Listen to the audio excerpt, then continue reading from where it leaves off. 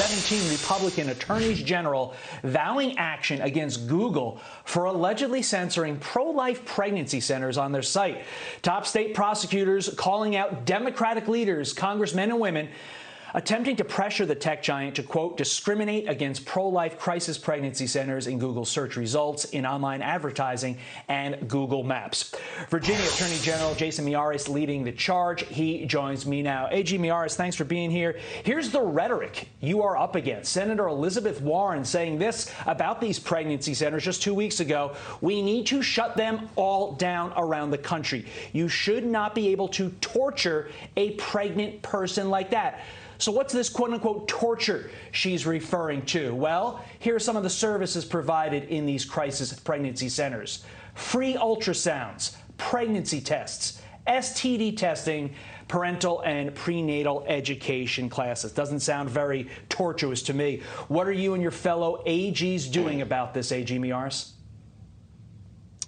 Well, I mean, I'd like to first of all say to Elizabeth Warren, she clearly has never visited a crisis pregnancy center, because if you have, you would see they're the very, very best of America. They're women that want to help other women, and they will help any woman that comes to them, regardless of what they believe, regardless of their background. And so many of the women that come to them are desperate.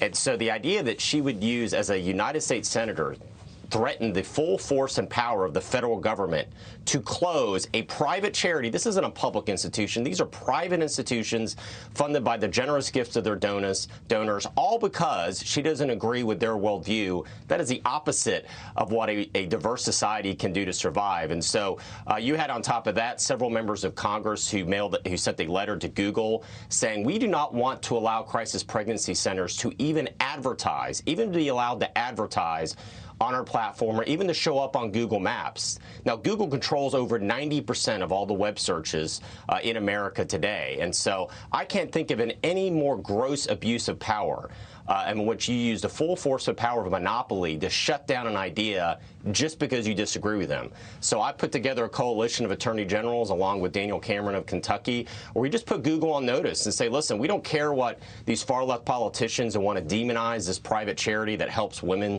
are asking of you. Don't do it, because we have the power of attorney generals, if need be, to absolutely investigate you, see if you're abusing your antitrust statutes, as well as possibly religious discrimination as well. And so our job as attorney general is to be the people's lawyers and also be those folks representing the underdogs. And right now, crisis pregnancy centers are under siege, both literally and figuratively. I've had 2 crisis pregnancy centers in Virginia alone, one in Prince William County, another one down in Lynchburg, that have been vandalized and attacked by these groups, Jane's Revenge and others, that have tried to silence the voices of those they disagree with. And it's tragic, and we're proud to stand with them.